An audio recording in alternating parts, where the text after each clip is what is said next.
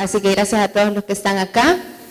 Es un gusto que me haya invitado el Faro y sobre todo que me haya invitado a hablar de un tema tan importante como el que vamos a conversar ahora, y con gente como la que ya nos han presentado, que todos cada quien desde su distinto país nos puede contar o nos puede ayudar a entender qué es lo que está pasando ahora. Y quizá como un poco para arrancar, y por los que vienen de fuera, y ya le dije a Roberto que va a ser el que va a inaugurar, me gustaría solo mencionar, traer a cuenta un dato antes de empezar, y es que justamente ahora por la mañana estaba dando declaraciones el director de la Policía Nacional del país, y estaba hablando nuevamente de esto que la policía ha dicho por llamar enfrentamientos, y estaba haciendo un nuevo recuento.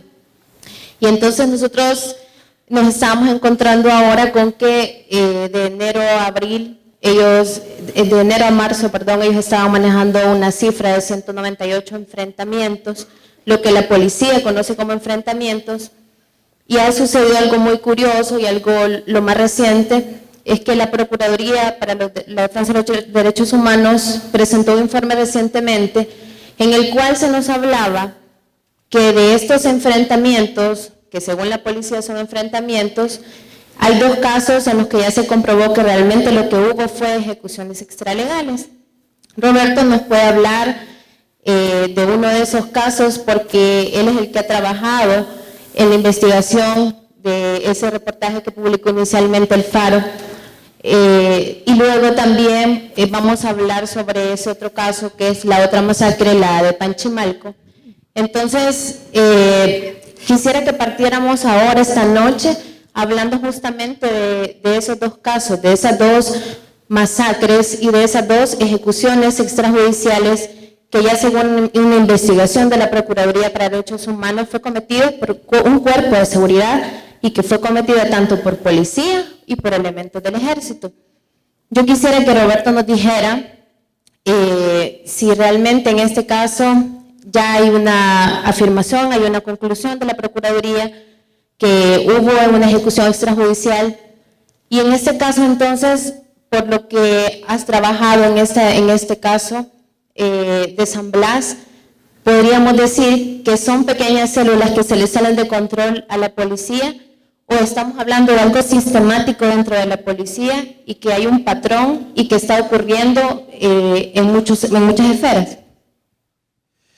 Buenas noches, gracias por venir aquí, da gusto ver que tenemos casa llena hoy. San Blas, sí, San Blas yo creo que al final va a terminar convirtiéndose en el ícono de algo que está sucediendo, y que yo lo veo como un problema. Espero al final de mi primera intervención haber convencido por lo menos a 1 o 2 personas, porque creo que estamos todos de acuerdo que es un tema muy polémico, que genera muchas reacciones. Hablar en esta coyuntura con un fenómeno como el de las pandillas, que ha generado tanto daño a la sociedad salvadoreña, hablar de la posibilidad de que tengamos de manera sistemática ejecuciones extralegales. Yo incluso me atrevo a ir ya un poquito más allá, y ya estoy hablando, incluso he escrito en alguna ocasión que tenemos unas políticas que lindan con el terrorismo de Estado. Entonces, yo creo que, y luego al final espero que haya un turno de preguntas bastante agresivo, porque al menos eso es lo que uno siente en redes sociales cuando habla de estos temas. No creo que estemos aquí la parte de la sociedad que no aprueba o que no aplaude o que no censura esta práctica que son las ejecuciones extralegales.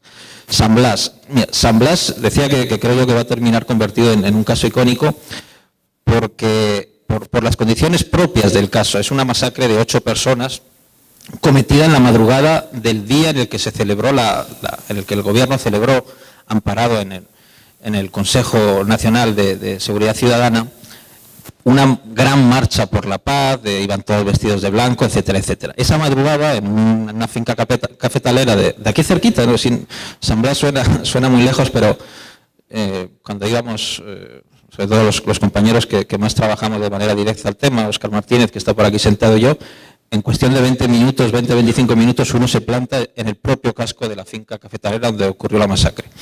Es una masacre de 8 personas, reitero, en el que después de la investigación, una investigación que en términos periodísticos fue una investigación sencilla, que nosotros trabajamos varios meses después. La masacre fue el 26 de marzo del 2015, nuestro texto salió publicado el 22 de julio del 2015, es decir, cuatro meses después. Nosotros cuando llegamos vimos que estaban los testigos ahí, conseguir las pruebas en medicina legal, las autopsias, hablar con los expertos en derechos humanos, expertos en tiro. O sea, el trabajo periodístico que se hizo para amarrar esa investigación fue un trabajo, ir a la zona, una zona complicada de disputa de pandillas, pero digamos que no fue un trabajo excepcional en ese sentido. Lo que encontramos nosotros es lo que ya ha ratificado la Procuraduría de Derechos Humanos ahora, más de un año después de que se cometiera la masacre. De hecho, creo que incluso en su informe la Procuraduría de Derechos Humanos ha ido un poquito más allá, dice algunas cosas más claras que como las dijimos nosotros en la investigación periodística. Pero resumida, lo que pasó aquella noche fue, presumiblemente, porque no es verdad judicial todavía, que llegó el GRP, había ahí una reunión de pandilleros de 8 personas, más una familia. Esas 8 personas que son las que fallecen son 6 pandilleros activos, la novia de uno y un joven que era trabajador de la finca, que trabajaba ahí. Y estas 8 personas terminan muertas, presumiblemente en un enfrentamiento. Yo recuerdo una infografía que salió al día siguiente en la prensa gráfica, que sacaban el plano de la finca cafetalera con de un lado pandilleros disparando y del otro lado policías disparando, como si hubiera habido un enfrentamiento y se hubieran cometido las bajas. Pero bueno, resumiendo, lo que ocurrió ahí fue 2 personas claramente identificadas como asesinadas, porque vamos, ya ese término uso, asesinadas hincadas de rodillas, de balazos en la cabeza, y presumiblemente los otros 6 también muertos cuando no estaban en un combate. Hay razones técnicas para pensar eso. Ese caso, que en otras latitudes, yo hasta los 25 años, tengo 40 ahora, hasta los 25 años viví en el País Vasco, también viví un año en Italia. Yo me pongo a veces a pensar qué supondría que la prensa vasca o que la prensa italiana un día publicara un caso en el que la policía, en vez de detener a unos supuestos delincuentes, los ejecutó. Y eso sería un escándalo, no sé, mayúsculo. Acá, haciendo cifras, resulta que esos 8 personas muertas, 8 presuntos pandilleros, son apenas el 2.6%, menos del 3% de todas las personas que el año pasado mató la policía. Algunos doy por hecho que fue en enfrentamientos, pero otros seguramente fueron en enfrentamientos similares al que hubo en la finca San Blas.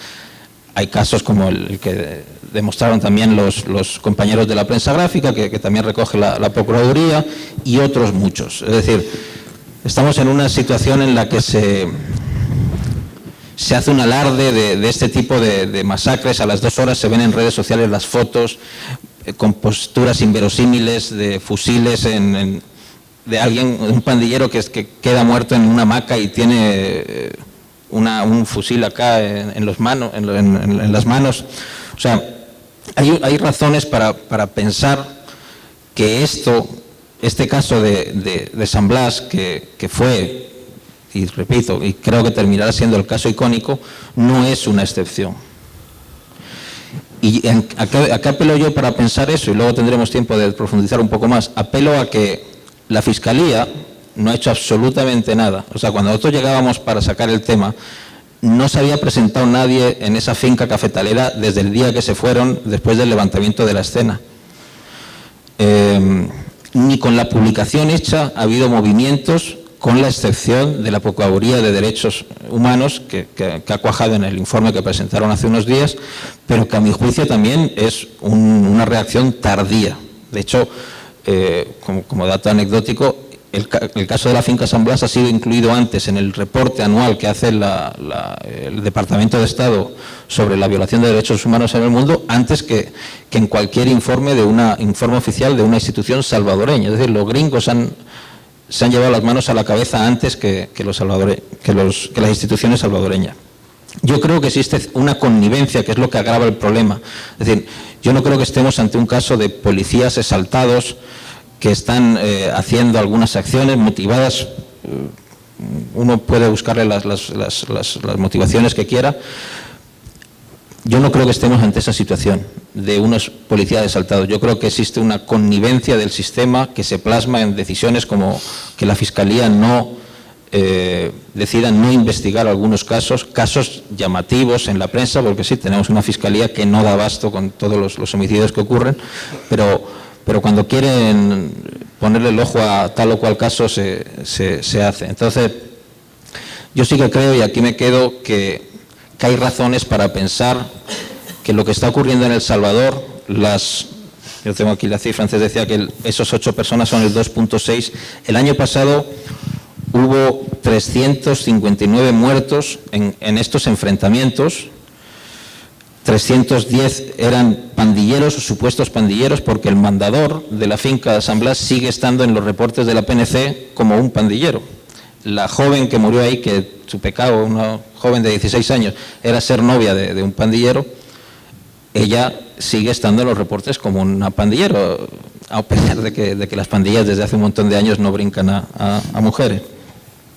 Entonces estamos hablando de estas cifras. Este año, yo las cifras tenía aquí hasta el 20 de abril, son 159 pandilleros, supuestos pandilleros, los que ya han sido muertos en enfrentamientos. Y esto estamos hablando de las muertes, para entendernos, de policías que están vestidos y en horario de servicio. No estamos hablando de los grupos que actúan amparados en, digamos, grupos paraestatales que actúan, que tienen una matriz en el Estado, pero que, digamos, actúan en sus horas libres. Ni estamos hablando de otros grupos con matriz más política, en especial en las zonas del Bajo Lempa y Morazán. Está habiendo una serie de grupos que actúan, grupos de limpieza social o como los queramos llamar, grupos de exterminio, que tienen una matriz más política. Y bueno, ya digo, yo creo que el problema en el que se ha metido El Salvador como Estado es un problema muy grave. Lo que estamos viendo es nomás la puntita del iceberg. Y yo no sé, quizás sea un poco raro, pero no me siento cómodo con una situación en la que, incluso suponiendo que el problema de las pandillas se corrigiera por esta vía, algo que yo pongo en cuarentena, el resultado sea una policía que tiene la capacidad o que se arroga el derecho de ejecutar impunemente. Yo no quiero vivir en ese estado, no quiero que mis hijas, ahora de 2 y 6 años, crezcan en ese estado. Ahora, hay razones para creer que hay connivencia con estas actuaciones. ¿Quién dentro de este escenario que nos has planteado ahora se estaría convirtiendo en el principal cómplice de esto que está ocurriendo? ¿Sería la Fiscalía? ¿Sería el Ministerio de Seguridad? ¿La misma policía? ¿El gobierno central? Sí, hay 2 niveles muy claramente identificados y que la Procuraduría también en su reporte los señala. Uno es, digamos, el brazo ejecutor, el Ministerio de Seguridad y todo lo que engloba, la Policía Nacional, digamos el Ejecutivo. Porque también se están viendo involucrados soldados que no dependen del Ministerio de Seguridad, ¿no? Y otro, que a mí en lo personal siento que es el mayor problema, es la Fiscalía General de la República, que bueno, digamos que yo todavía tengo cierta esperanza de que se enderece ahora la situación con el nuevo fiscal, pero con el anterior fiscal había una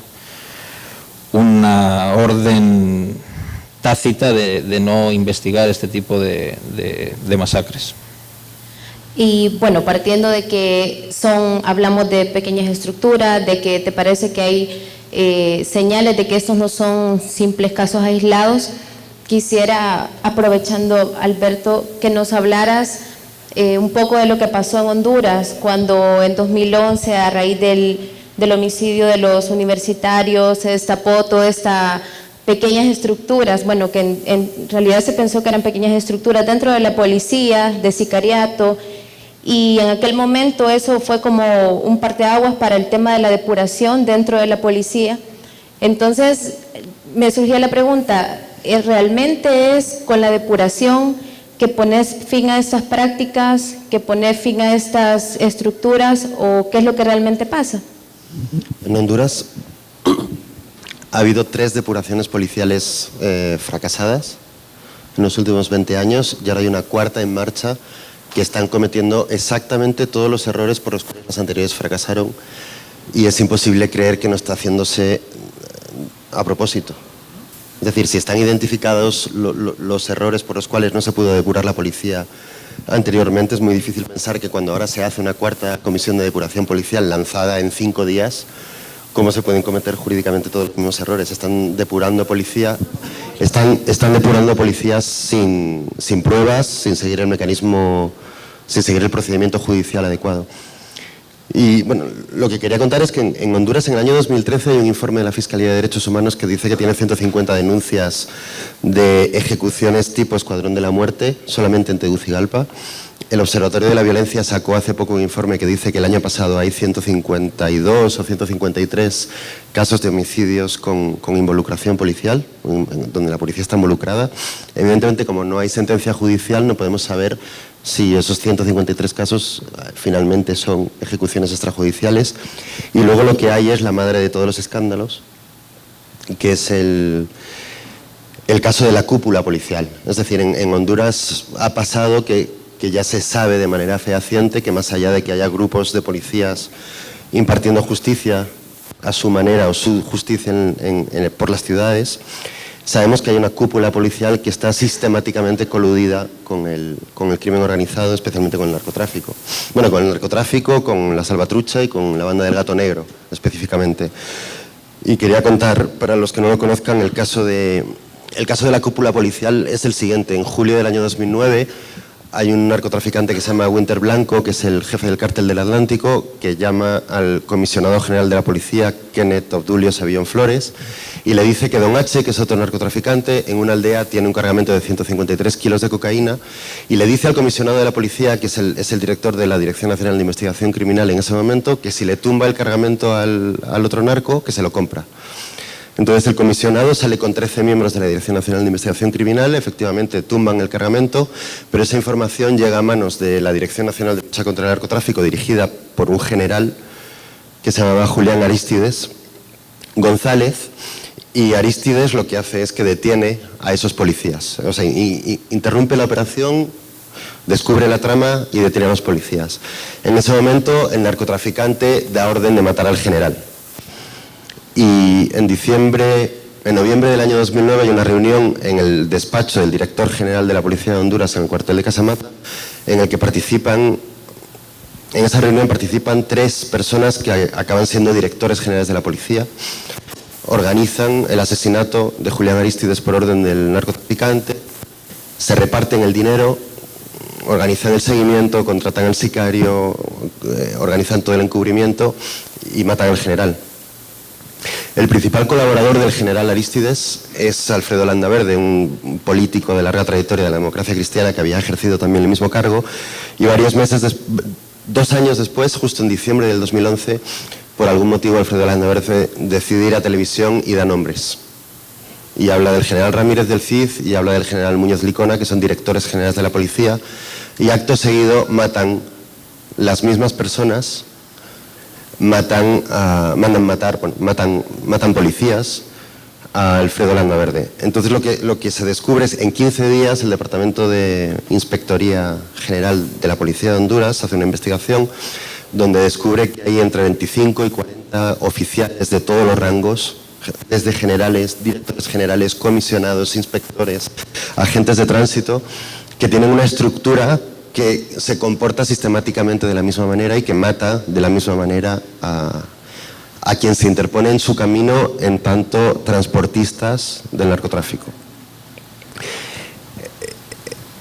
El contexto en el que eso sucede es un contexto en el que el ministro de Seguridad del Partido Nacional, Óscar Álvarez, había dicho que la policía de Honduras no eran más que los controladores de vuelo, los controladores aéreos de los narcos, o que si no aterrizaban las avionetas cargadas de droga en el Parque Central de San Pedro Sula era porque solamente se lo impedían los árboles. Y lo que sabemos, además de esa estructura de sicariato, lo que sabemos es que esos informes de la Inspectoría General de Asuntos Internos de la Policía, bien hechos, se quedan guardados en los cajones y pasan por las manos de dos directores generales más, que son Juan Carlos Bonilla y Sabillón Pineda. Y además Sabillón Pineda especifica en una orden de traspaso del informe de una institución a otra, dice que lo hace por órdenes del señor ministro. Entonces lo que vemos es que en un periodo de 3, 4, 5 años, depende de dónde queráis llegar, tenemos implicada toda la alta cúpula de la Policía de Honduras, pero tenemos implicados también a los ministros de Seguridad. Es imposible pensar que el ministro de Seguridad no sabe, aparte de porque hay órdenes escritas del director general que lo recoge, el ministro de Seguridad sabe que eso está pasando y es imposible imaginarse que si el ministro de Seguridad lo sabe y los directores generales de la policía lo saben, no lo sabe también, evidentemente, el superior jerárquico de todos ellos, que es el presidente.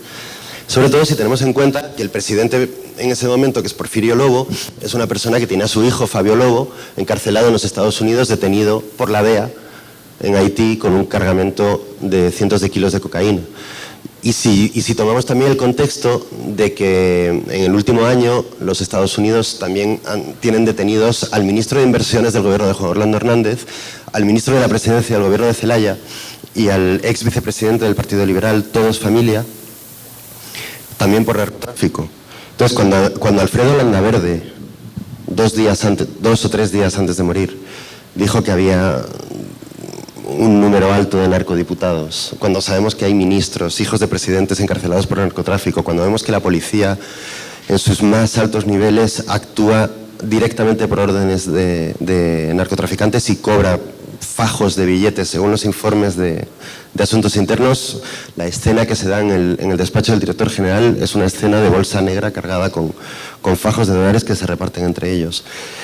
Y todo eso sucede al mismo tiempo en un contexto en el que hay una depuración policial fallida, donde se cometen una serie de errores jurídicos de bulto para que la depuración policial entre 2012 y 2014 fracase, y es una depuración política que se repite nuevamente ahora, donde el presidente Juan Orlando Hernández y el ministro de Seguridad, Pacheco, dicen que ellos son los máximos responsables de que esta depuración se lleve adelante. Entonces, al final lo que tenemos es una institucionalización de lo grotesco, indescriptible. Desde tu punto de vista no se soluciona nada. No, el punto no es la depuración, porque a la larga, al final, si el problema está en la cúpula, no salimos de nada. O sea, lo que hay es una penetración total del narcotráfico y el crimen organizado. Sea crimen organizado de menor nivel en las calles de Tegucigalpa, con bandas criminales más pequeñas como la del Gato Negro, o las pandillas o la Mara Salvatrucha. Ese tipo de violencia y la violencia de los cárteles de transportistas que atraviesan el país llevando cocaína de un lado a otro, llega a la casa presidencial, o sea, llega hasta el hijo del presidente. Es decir, el Estado en su conjunto, desde los niveles ejecutivos del sector seguridad, que son la policía y el ejército, hasta los alcaldes. El alcalde del Paraíso es el ejemplo paradigmático. Los diputados, los ministros y la familia directa del presidente están... O sea, el país es un narcoestado. Yo no sé qué más tiene que hacer un país para ser considerado un narcoestado, y sobre todo cuando todo esto sucede también en un contexto en el que Honduras tiene un aliado fundamental, que son los Estados Unidos, que juega como actor clave en cada uno de estos micropasos de depuración y de reforma del sector seguridad. Estados Unidos juega un papel fundamental con un grifo de 30 millones de dólares que va abriendo y cerrando según le conviene, y con el cual regula cómo van cayendo y autosustituyéndose cúpulas policiales una detrás de otra. Estados Unidos con una cifra de unos 30 millones de dólares anuales con la que juega, y la Unión Europea con con un poco más todavía. Entonces el problema es que si vemos que además la comunidad internacional a través de la financiación y de la asesoría está implicada en ese proceso durante un periodo de años más o menos largo, ya 5, no hay aprendizaje institucional interno y no hay aprendizaje institucional internacional, yo sinceramente creo que el país está perdido. No le veo por ningún lado nada creativo ni constructivo para buscar una solución.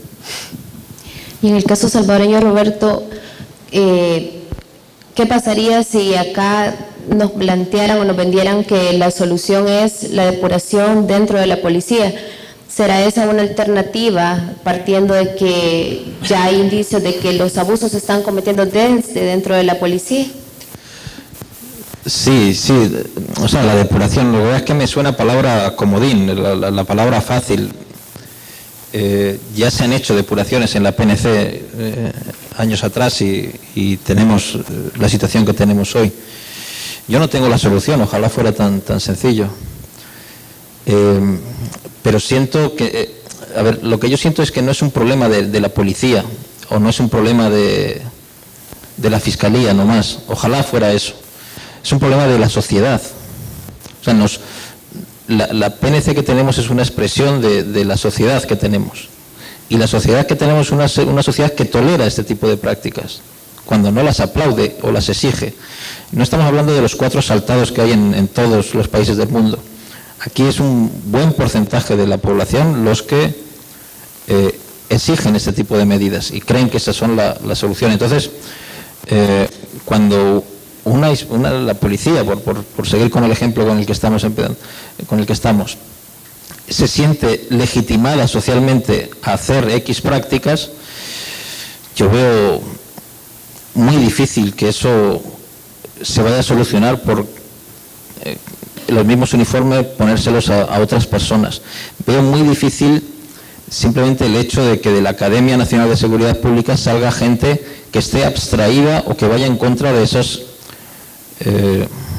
sensaciones o de esos sentimientos tan arraigados en la sociedad salvadoreña y que son, y yo creo que es mayoritaria el sentimiento de que las pandillas es un fenómeno, un problema que le ha surgido a la sociedad salvadoreña, que se ve de alguna manera ajeno. O sea, pocos somos los que nos consideramos corresponsables de las pandillas. Yo puse un tuit hace unos meses que decía algo así como que de alguna manera todos somos pandilleros, todos somos mareros, me hicieron leña por todo. Pero yo lo que apelaba era eso, o sea, las pandillas son el resultado de esta sociedad.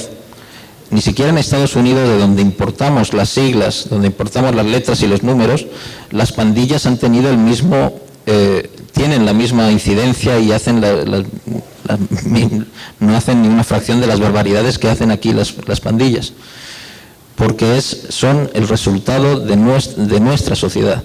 Como no nos corrijamos como sociedad, no X institución, creo yo que va a ser muy complicado que salgamos del bache en el que estamos. Yo por eso soy bastante pesimista en el corto y medio plazo en torno a soluciones de ese tipo, de que con una reforma legal o con una depuración o cuestiones por el estilo se vaya a solucionar. Yo creo que hay que hacer ciertas cosas, pero conscientes de que eso es empezar a caminar en la dirección correcta, un camino que es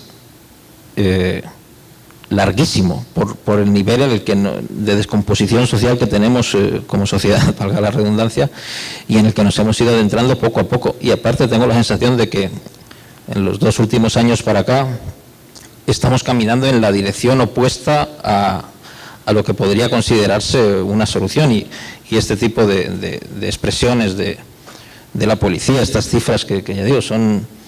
Yo no sé si en Estados Unidos, un país de más de 300 millones de habitantes, dijeras que la policía ha matado en 4 meses a 390 personas, o sea, eso es un escándalo.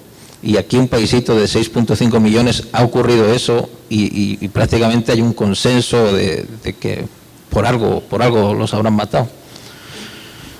Roberto hablaba del tema de la tolerancia de la sociedad, y justamente quiero entrar a hablar un poco de ese punto con Carlos a partir de la experiencia guatemalteca, que haya sido muy común el tema de los linchamientos y que la gente busque hacer justicia por su propia mano y de alguna manera acompañar o tolerar este tipo de prácticas, no iguales, pero a su manera lo han tolerado, lo han acompañado, lo han permitido.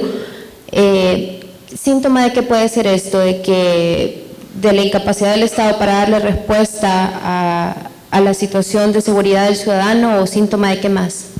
Bueno, yo creo que son dos temas en esta pregunta.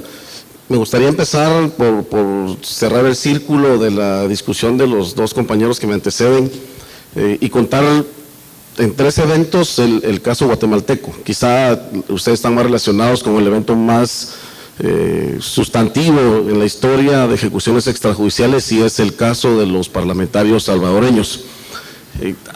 Este caso es el caso que empieza a destapar la historia de una estructura paralela de policías formados con la más alta capacidad de parte de la cooperación internacional, policías formados con la más alta capacidad en la Academia de la Policía Nacional Civil, y se trataba de jefes contra el crimen organizado, policías altamente capacitados para investigación criminal y persecución de estructuras criminales.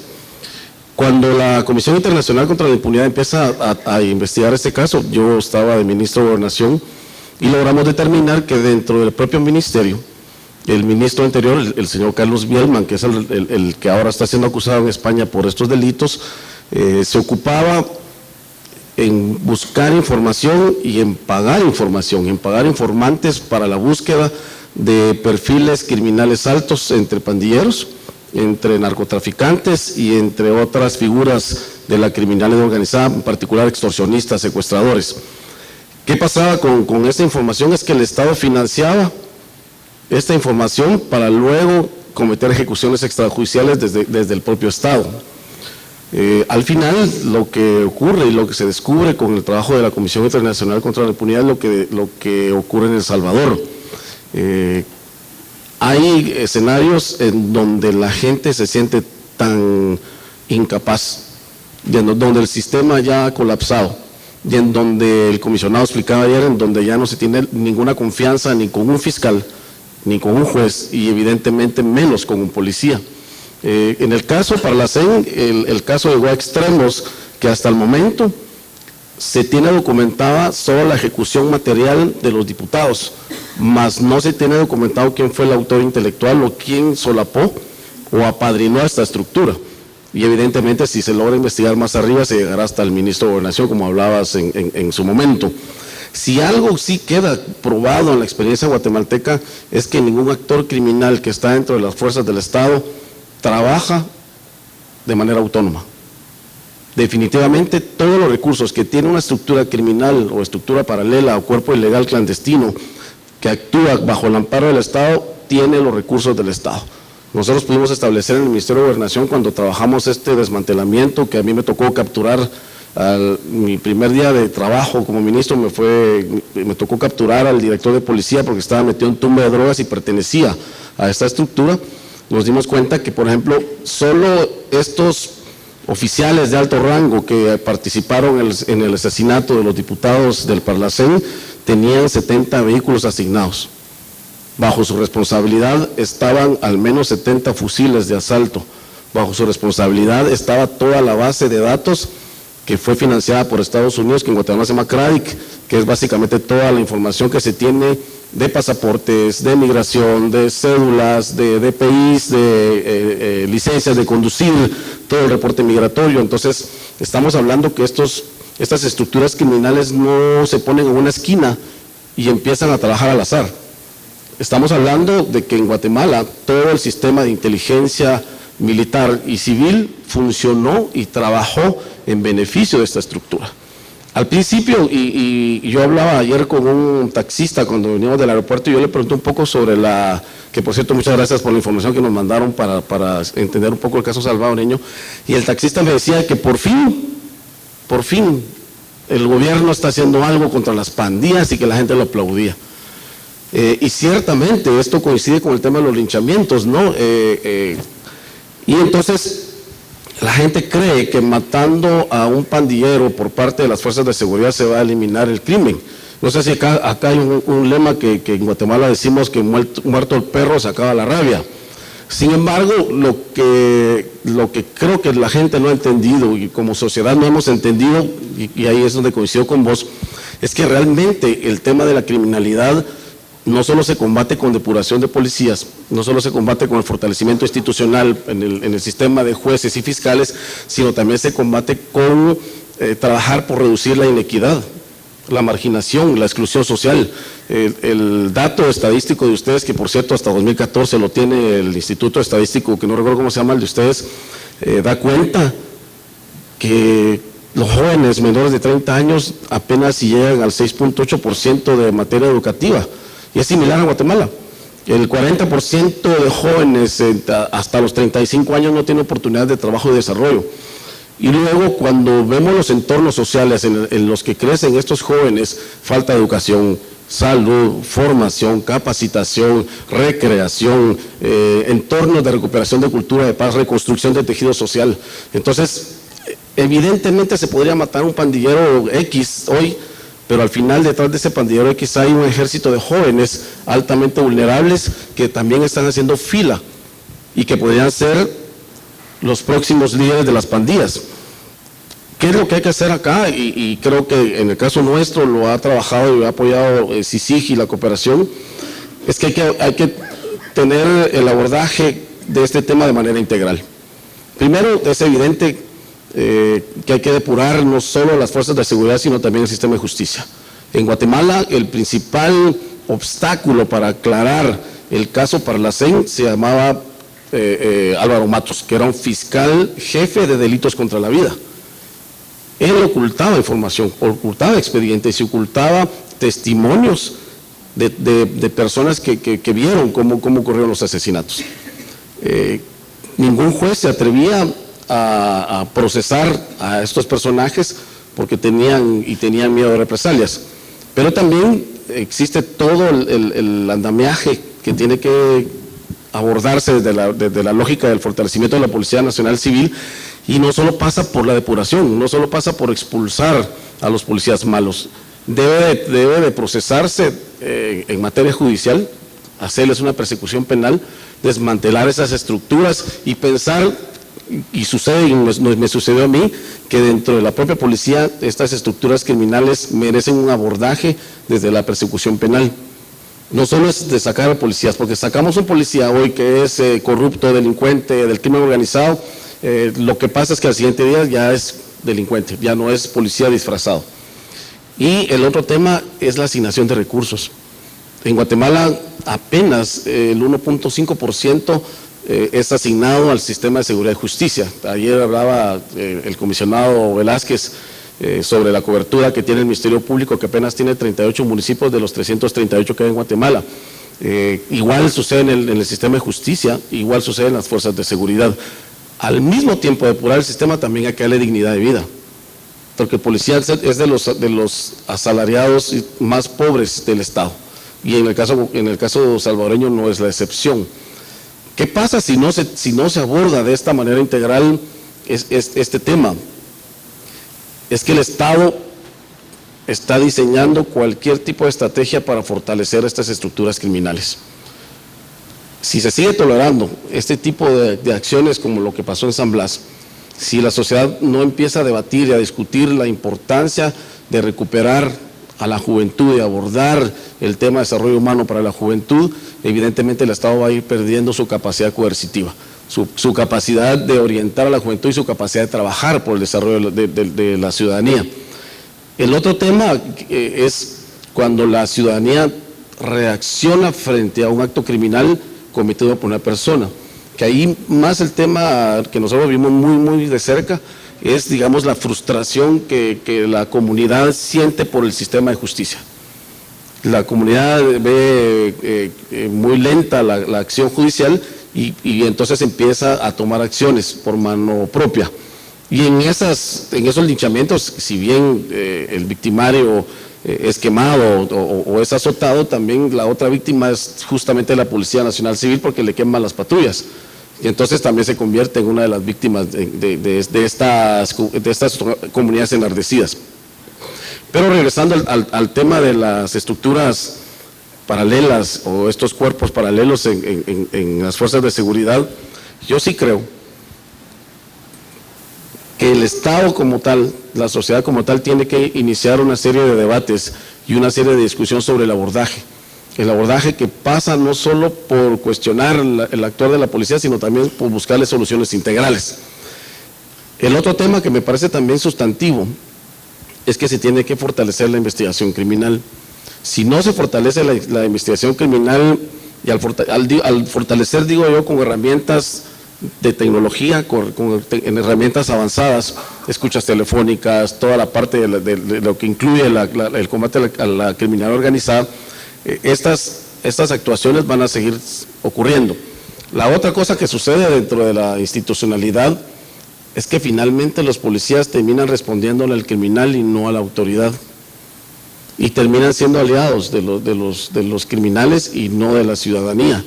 Y entonces el ciudadano tiene tantos temores que el policía pasa a ser un enemigo del ciudadano.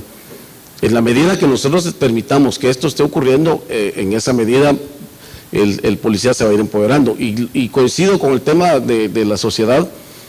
Si nosotros sobornamos a un policía, estamos empezándolo a criminalizar. Entonces pasa porque nosotros también estamos tolerando como sociedad lo que en realidad están cometiendo estos policías y se llama abuso de poder. Cuando ustedes tomaron la decisión de hacer, digamos, esa pequeña depuración que descubrieron las estructuras, ¿asumieron el costo político que esto implicaba o era porque ya se había salido de control y era imposible ocultarlo? La primera fue que le dijimos a Estados Unidos que gracias por la cooperación, pero que nosotros íbamos a hacer todas las pruebas de verificación, los vetting y los polígrafos. Hicimos la poligrafía de 300 oficiales que podrían ascender a la cúpula que estaba pendiente. Nos tardamos 4 meses para nombrar la cúpula y nombramos oficiales jóvenes. Fortalecimos la inspectoría con recurso propio del Estado. Trabajamos la herramienta de escuchas telefónicas que Guatemala la instaló con la CICIG. Yo fui el secretario de la presidencia cuando instalamos la CICIG, la escucha telefónica, y se hizo con recurso del Estado. No permitimos, por ejemplo, que Estados Unidos donara una sala pequeña, pero querían que se destinara solo al narcotráfico. Nosotros invertimos y pusimos la propia agenda guatemalteca. Segundo, se trabajó con la CICIG, hay que reconocerlo, es un hecho. Se trabajó con la CICIG el fortalecimiento del programa de protección a testigos. Se trabajó la ley contra la delincuencia organizada, que tiene los colaboradores eficaces, las escuchas, los agentes encubiertos, tiene las entregas vigiladas, y se constituyó el Consejo Nacional de Seguridad, cuya inteligencia militar y civil responden directamente al Consejo y no al ministro. Esto implica que el ministro rinde cuentas a un consejo y no tiene autonomía en el manejo de la información estratégica del país. La otra responsabilidad que se asumió fue el nombramiento por parte del presidente, en ese entonces el presidente Colom, de fiscales generales de carrera y trayectoria. El ejemplo más claro es Claudia Paz. Yo llegué al país en el 2001, pero sí me tocó investigar bastante lo que ocurrió en esa década, en la década de los 90. Que es una década extraña.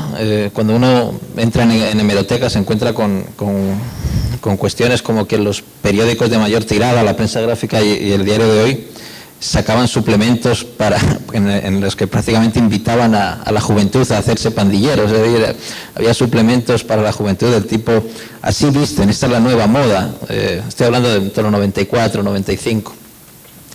Y esa es la situación.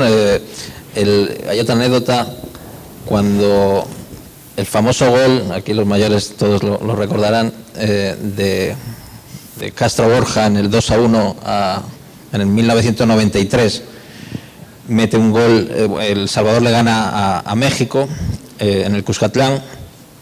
El segundo gol lo mete Papo Castro Borja. En ese partido, que lo retransmitieron, hasta donde me han contado, el propio Tony Saca, como era en esa época locutor, hay unas tomas en las que un grupo de pandilleros de la MS llegó al estadio y puso una pancarta, la MS con la selecta, bla, bla. Y en esa retransmisión, en esa retransmisión se enfocó ese lado. Vean, aquí están estos muchachos que han venido deportados de Estados Unidos. O sea, ese era El Salvador de hace 20 años. El Salvador de hace 10 años todavía era, a mí me lo refrescaron hace poco, este recuerdo, en una Teletón, creo que en la de enero del 2005, llegaron un grupo de presidiarios del centro penal de Chalatenango a dar su donativo. Ese penal, que ahora está entregado a la Mara Salvatrucha, entonces era digamos, el centro del mando del barrio 18, todavía unificado. Y quien fue a dar quien fue al programa, al set, a dar la donación fue el Chino Tres Colas. El famoso Chino Tres Colas de ahora llegó a la Teletón y hizo un donativo. Claro, entonces no lo conocían, ni lo conocían los de la pandilla. Pero digo, ese es el fenómeno que ha venido creciendo con nosotros a ese nivel. Yo cuando escucho al compañero de Guatemala, pero no solo por escucharle a él, a nosotros dentro de la Sala Negra nos toca estar un poquito con la lupa viendo qué ocurre en los países de alrededor. Yo alguna vez, y se lo comentaba a Carlos ahorita antes de entrar, nosotros en la Sala Negra ahora hemos tenido hasta algún debate la Sala Negra nació para cubrir los 3 países del Triángulo Norte, así se llama, Guatemala, El Salvador y Honduras, y agarramos, aunque conscientes de que era una realidad completamente distinta, en el término de seguridad, Nicaragua. Luego ya se nos quedaron los 3 del Triángulo del Norte. Yo ahora ya me atrevo a poner en cuarentena la afirmación de que el Triángulo Norte sea un conjunto homogéneo. Es una discusión no cerrada, pero yo siento que Guatemala, desde hace ya una década, ha comenzado a tomar esos pasos en la dirección correcta, que nos ha ilustrado muy bien Carlos, y que ya empiezan a tener empiezan a cosechar unos resultados. La tasa de homicidios en Guatemala es en torno a 30, 31. No el año pasado por una tregua como tuvimos nosotros, por un fenómeno bien puntual. Es una tasa sostenida que viene bajando poco a poco. Si no ve los gráficos de Guatemala, ve que va bajando poco a poco. Que en lo más alto que estuvo fue en torno a 40. Mientras nosotros tenemos una tasa de 103. O sea, el año pasado la tasa de El Salvador fue de 103 homicidios por cada 100.000 habitantes. Yo me atrevo a poner ya en cuarentena la afirmación de que seamos un conjunto compacto. Me parece que sigue aplicando para Honduras y El Salvador, aunque Honduras parece que empieza a dar a pesar del cuadro apocalíptico que nos pintó el compañero Arce, entiendo yo sí que empieza a haber algún destello de esperanza, pequeñito, pero alguno. Guatemala yo ya lo veo en otra liga, otro nivel, y yo siento que todas esas cuestiones que se han hecho bien en Guatemala, dentro del montón de cuestiones que se siguen haciendo mal, pero ya se han hecho algunas y se han sentado algunas bases que son las que al final, me atrevo a inferir yo, son las que hacen que la ciudadanía proteste y salga a la calle cuando está desconforme con una situación como pasó con la salida del presidente anterior. Yo creo que eso es lo que nos diferencia. La sociedad salvadoreña siento que no está madura para esos procesos. A ver, ya alguien me lo va a interpretar como que estoy pidiendo que salgamos a la calle y que vayamos a derrocar este gobierno, nada más lejos. Yo soy una persona de izquierda. De hecho, me duele más ver que esta política que yo definí en mi primera intervención, la está ejecutando un gobierno de izquierda. O sea, yo soy vasco, nací en el País Vasco, llevo 15 años aquí, me considero salvadoreño. Y yo nací, o sea, me agarró la época universitaria, estoy hablando de 94, 98, esos años, con el FMLN como un referente, como se sigue teniendo en una sociedad como la sociedad vasca, se sigue hablando con una pureza de esa sigla, y yo veo desde acá que es la sigla que ha puesto en marcha este tipo de políticas que bajo mi criterio nos están llevando a un callejón sin salida. Solo me dicen que tenemos que pasar a las preguntas. Antes de pasar a eso, solo quisiera que me comentaras eso. Cuando tuitearon que veníamos a este foro, a este conversatorio, la pregunta que se hacía para provocar, para generar la discusión era: ¿es esto justicia? Ante tanto caso reciente que estábamos viendo. Entonces empezaron a llover los comentarios previos a la charla y decía alguien: cuando el pandillero mata a un inocente es justicia, entre signos de interrogación. Entonces, quizás antes de dar paso a las preguntas, solo quisiera escuchar tu comentario sobre cómo administras este tema de la respuesta de las audiencias cuando te toca escribir sobre este tipo de abusos policiales, porque generalmente pasó la otra vez que Óscar escribió sobre cómo agarraron allá en las Bartolinas a un pandillero. Lo que reciben linchamientos no solo es el cuerpo de seguridad que está cometiendo el abuso, sino el periodista que está reportando el abuso. Entonces, brevemente, antes de pasar a eso, si quisiera conocer su experiencia, sobre todo ustedes dos. Bueno, yo tengo claro que todas esas cosas no pueden suceder si la sociedad no permite que sucedan y si la sociedad no lo sanciona de alguna manera. Y yo siempre tengo dos ejemplos claros que son, la primera vez que yo me enteré de un pandillero asesinado por la policía fue porque un diario publicó la foto de la sesión de tortura. O sea, agarraron a un pandillero, lo torturaron y mientras le estaba torturando a la policía le tomó una foto y esa foto pasó a los periodistas y los periodistas lo publicaron en el diario El Heraldo de manera totalmente acrítica. Es una foto evidente de una sesión de tortura que aparece en el diario El Heraldo y nadie en el diario cuestiona que eso es una sesión de tortura, no hace una pregunta, a todo el mundo le parece normal. Y 2 años después hay 2 chicos de 14 años, y es un vídeo que probablemente todos hayáis visto, que ejecutan a un policía de tránsito que está ayudando a una mujer a cruzar la calle. Esos 2 chicos son detenidos por la policía en el momento, son linchados, uno de ellos muere, el otro se salva de milagro, y la fotografía del linchamiento por parte de la policía en el parqueo de la Dirección Nacional de Tránsito en Tegucigalpa es la portada de la tribuna del día siguiente. Entonces, el nivel de impunidad y de colusión entre la sociedad y este tipo de comportamiento policial es total. Es decir, la sociedad hondureña, si uno mira, evidentemente yo no tengo demoscopia para esto, pero si uno mira los comentarios en Facebook y en los periódicos cuando se publican este tipo de notas, o el grandísimo título, creo que es de Daniel Valencia, que se quemen todos.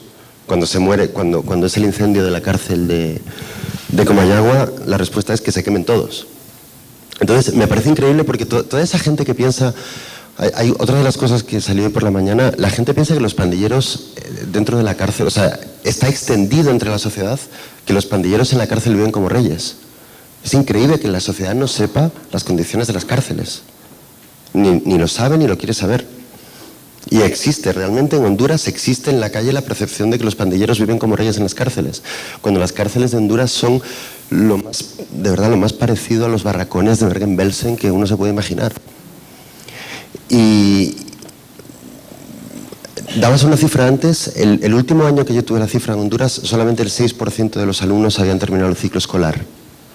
Es decir, en una sociedad sin educación, donde la educación no es un valor importante, porque el Estado ha determinado que la educación no sea un valor importante, porque han determinado que en la estructura productiva de la región, Honduras es un país de maquila, donde la población hondureña está destinada a coser pantalones para los Estados Unidos, y la gente que solo tiene que coser pantalones, o los que tienen que cargar caña de azúcar, o los que tienen que cortar palma africana, no conviene que estudien, no conviene que piensen y no conviene que sepan.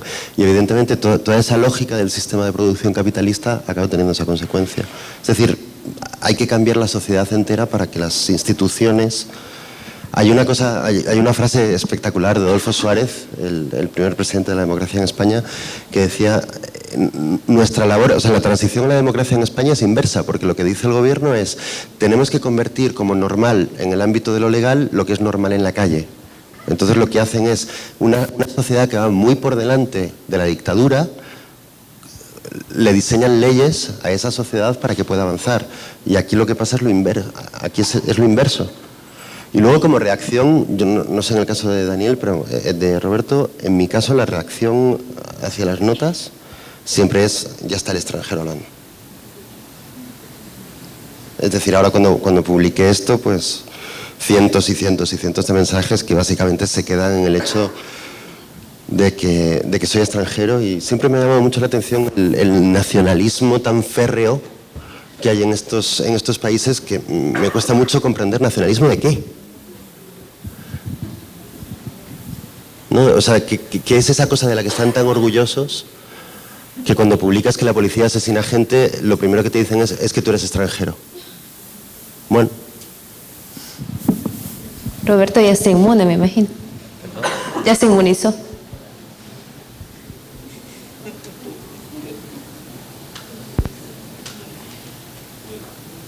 Aquí. ¿Cuál era la pregunta? La reacción, ¿cómo se blinda a los comentarios? No, a ver, uno pues ya sabe, parte, digamos, que va en el salario, ¿no? Uno ya está consciente de la sociedad en la que vive, ¿no? Uno sabe que si saca ahora mismo un tema, por muy impecable que sea la investigación, va a recibir pedradas. También porque en este país, creo yo, que más que en otros, tengo la sensación de que más que en otros, existe un negocio muy fuerte en torno a la contaminación de las redes sociales. Hay esto que se viene a llamar troll centers, yo entiendo que está muy organizado.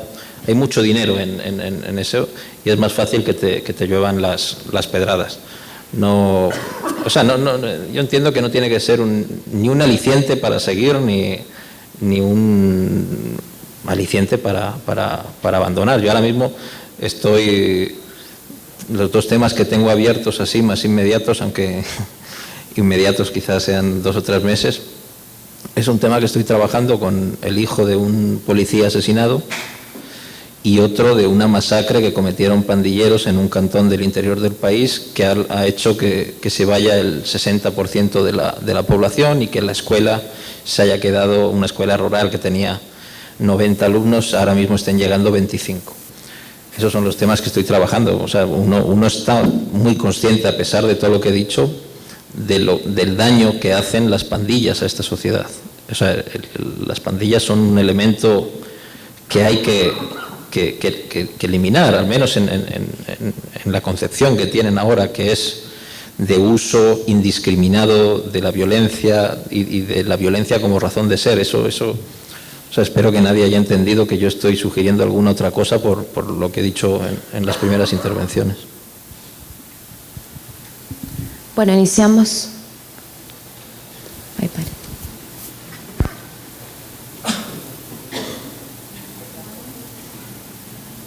Hola, vamos a iniciar con una pregunta que nos mandaron a Twitter. Sonja Wolf pregunta: ¿cuáles son los efectos de ejecuciones extrajudiciales para el Estado de Derecho, la autoridad del Estado, la policía, etcétera? Y la segunda pregunta es: ¿cuál es la diferencia entre las ejecuciones que menciona Roberto Valencia y grupos de exterminio, escuadrones de la muerte y grupos de vigilantes?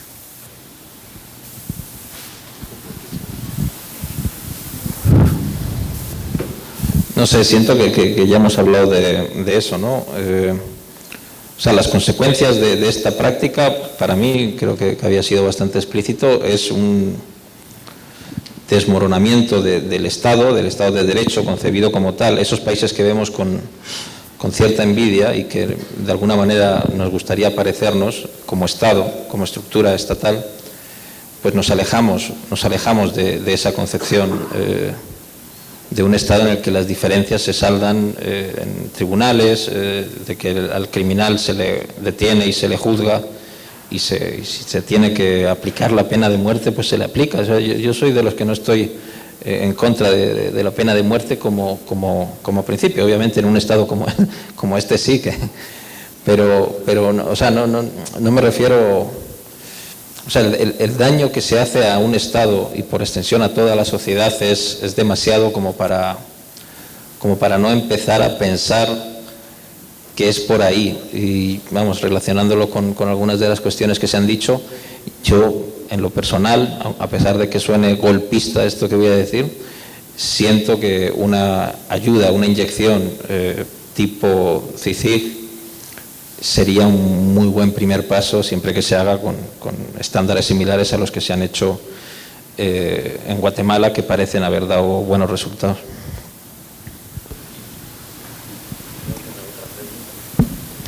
Sí, bueno, Alberto, si Honduras está perdido, ¿quién gana en todo esto?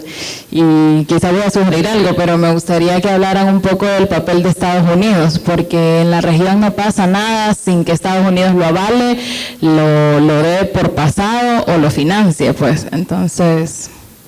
Con mi pregunta va relacionada, ¿puedo complementar? Perdón, solo es que mi pregunta iba relacionada con lo de Estados Unidos, para Carlos Menocal en concreto. En una entrevista hace un tiempo que conversamos en Guatemala, hablábamos sobre, por ejemplo, toda la inversión que Estados Unidos daba para arrestar capos como el Patriarca. Pero yo preguntaba si eso era lo que Guatemala más requeriría y no, por ejemplo, parar estructuras como las de pandilleros que operan en barrios como Limón. ¿Qué tanto la agenda de seguridad de Estados Unidos está completamente impuesta? ¿Ese es un mito, una verdad a medias que repetimos constantemente, o eso en el caso de Guatemala es real? Claudia Paz y Paz llegó a decir que si de ella hubiera dependido arrestar y juzgar a Lorenzana, no necesariamente es algo que hubiera hecho dentro de Guatemala, porque tampoco era un alto generador de violencia. Complemento con eso la pregunta sobre Estados Unidos. Es evidente que Estados Unidos es un actor que incide en la agenda. En la agenda del país. No hay que taparnos el sol, no hay que tapar el sol con un dedo, y aquí estamos entre gitanos, no nos vamos a leer las cartas. Simple y sencillamente Estados Unidos tiene intereses muy particulares en el Triángulo Norte. El primero es que es su patio trasero. Le interesa la estabilidad de la región, le interesa que no sea colapsada, que no estalle, que no se incendie, para su bienestar, no para el bienestar de los países del Triángulo Norte. Y si no hay datos históricos, como en el 54 en Guatemala, cuando Arbenz era presidente, lo acusan de comunista y lo vuelan. Ahora Otto Pérez Molina era contrabandista y Estados Unidos jugó un papel importante. Por primera vez en la agenda ciudadana era parte de los intereses legítimos de Estados Unidos. ¿Qué demanda Estados Unidos en materia de seguridad? Evidentemente es el tema de las incautaciones, la captura de los extraditables, que en Guatemala se hizo bien, y demanda el combate a la inequidad para evitar la migración. Ve ahí la respuesta del Plan para la Prosperidad que Estados Unidos envía al Triángulo Norte, justamente no porque seamos los más violentos, sino porque realmente los tres países no han sido capaces de combatir la pobreza, la exclusión y la inequidad. Si algo es evidente, es que el Departamento de Estado, más que la embajada, más que el embajador, tiene una agenda muy clara. Y hay que trabajar en colaboración con esa agenda, pero coincido con Claudia Paz cuando decía que la agenda en el caso guatemalteco tenía además la agenda de la cooperación internacional. Sí, es un milagro que sale de las organizaciones de derechos humanos que lucharon por crear una comisión internacional contra los cuerpos ilegales y aparatos clandestinos de seguridad, le llamaban los CICIACs. En el Congreso jamás iba a pasar eso, sobre todo porque hay gángsters en el Congreso. Entonces, le pusieron Comisión Internacional contra la Impunidad. Sin embargo, Naciones Unidas, y lo voy a decir pese a que por aquí está el tema de una mujer, Naciones Unidas solo crea el cascarón. Y quien financia son los países amigos de Guatemala, que han donado no menos de 200 millones de quetzales, un poco más. Guatemala solo ha puesto 40 millones de quetzales en el 2008 para la instalación de la CICIG, y de ahí no ha puesto absolutamente nada. El tema es que el mayor cooperante es lógicamente Gringolandia, y entonces ellos mantienen ciertos intereses, en el caso guatemalteco, según los perfiles de los gobiernos. En el caso del gobierno del presidente Colom, mantenían el interés por la captura de extraditables y la incautación de droga que se había perdido en el gobierno del presidente Berché. Les interesaba que bajáramos los homicidios, la tasa de homicidios, algo que se logró con la armonía del sistema. Se focalizó en 7 de los 22 departamentos del trabajo de investigación e inteligencia. Y ellos también pedían particularmente el caso de justicia transicional.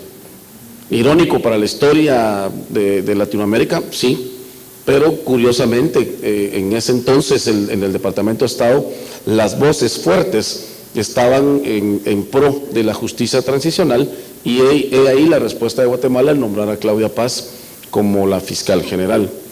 Claudia Paz no llega por obra y gracia del Espíritu Santo. Y yo se lo decía, somos amigos, y le decía a ella, vos, además de tener un buen currículum, que eso no pesa. A la hora de tomar una decisión política para ver quién es el fiscal, es el presidente de la República que lo toma y nadie más. En realidad esa era una agenda de muchas coincidencias y coincidencias de la cooperación internacional que estaban demandando en ese momento el tema de la justicia transicional. La Fiscalía de Derechos Humanos tenía 8 años de no estar activa. Tenía en puerta más de 200 casos cuando Claudia Paz llega al Ministerio Público, y el primero que Claudia Paz decide trabajar es el caso Ríos Montt. Junto a eso, el gobierno de Colón nombra una comisión de desclasificación de archivos militares, donde yo estuve antes de ser ministro, y esos archivos militares desclasificados han sido cierto aporte y soporte histórico para los casos de justicia transicional. En resumen, en realidad Estados Unidos tiene su interés, tiene su agenda. Los gringos son los gringos, ellos más que nadie, su derecho penal del enemigo no les permite ver más allá.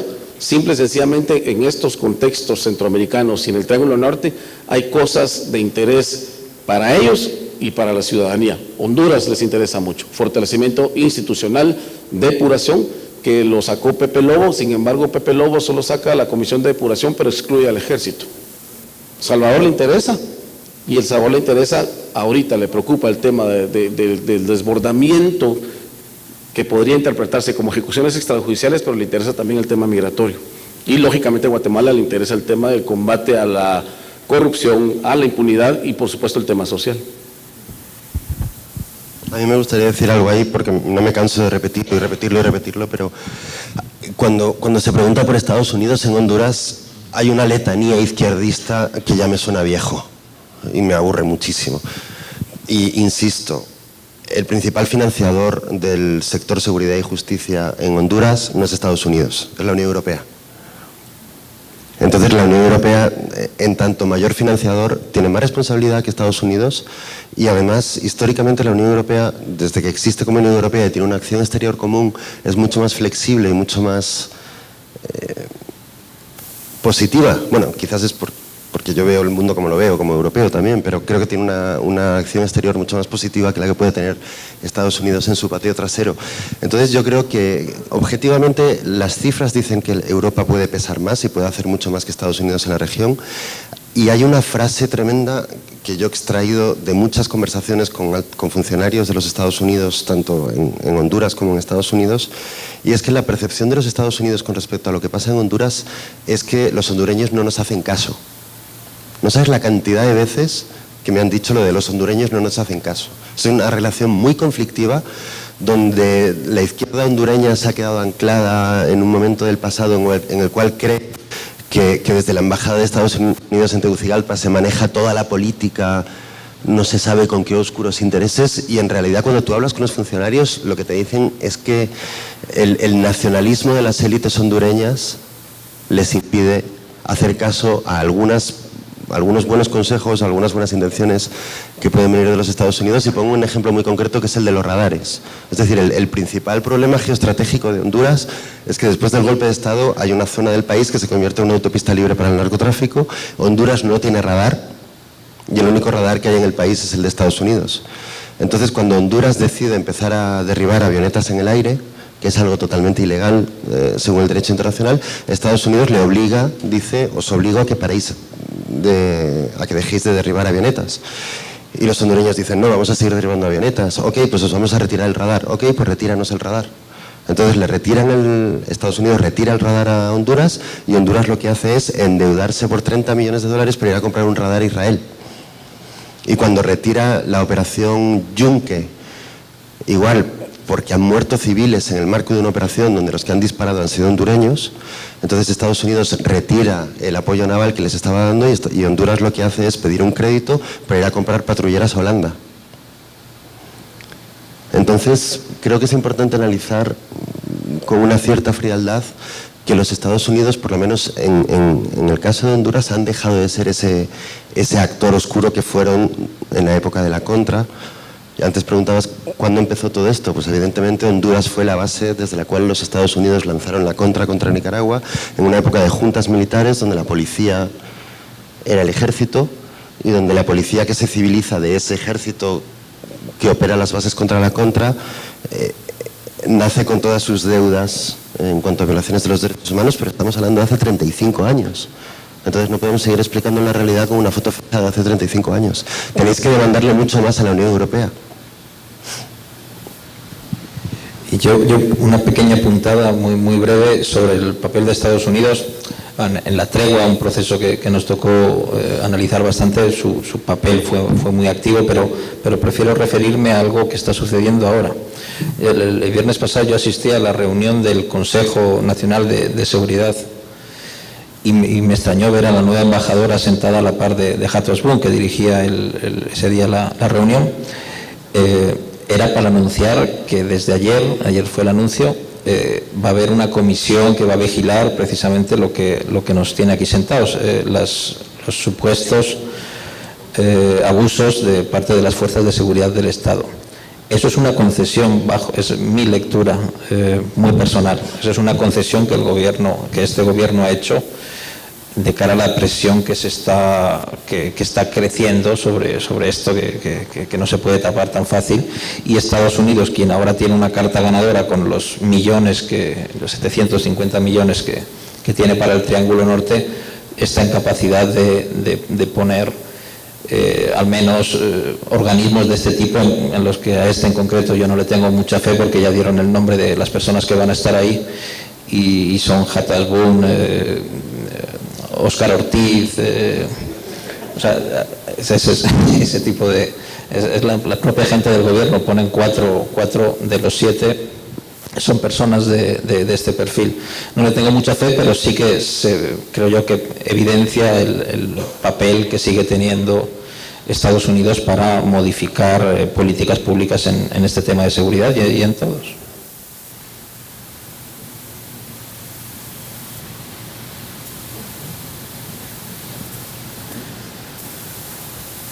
Ya no.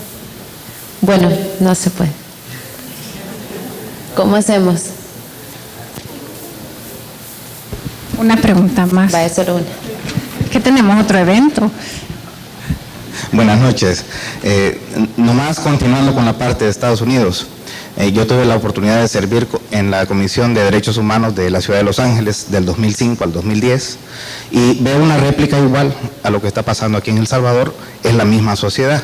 Allá están distribuidos por sectores los presos relacionados con la actividad de pandillas.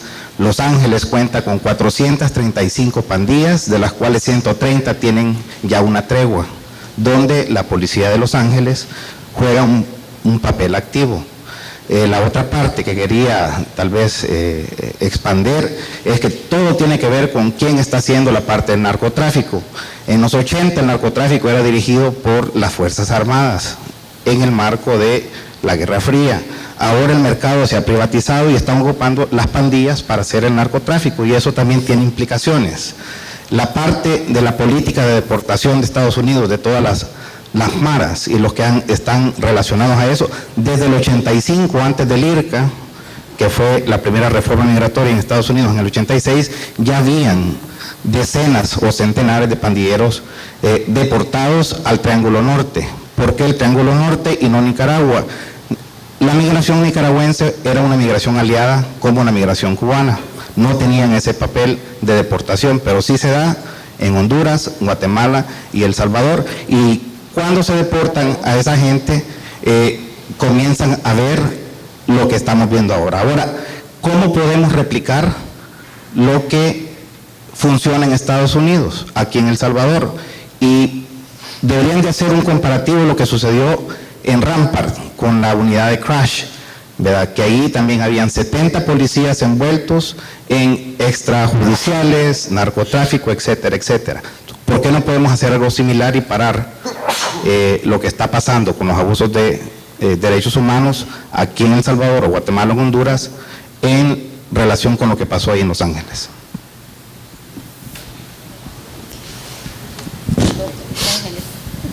Sí, de hecho, esta mesa iba a participar también Céspedes de la alcaldía de Los Ángeles.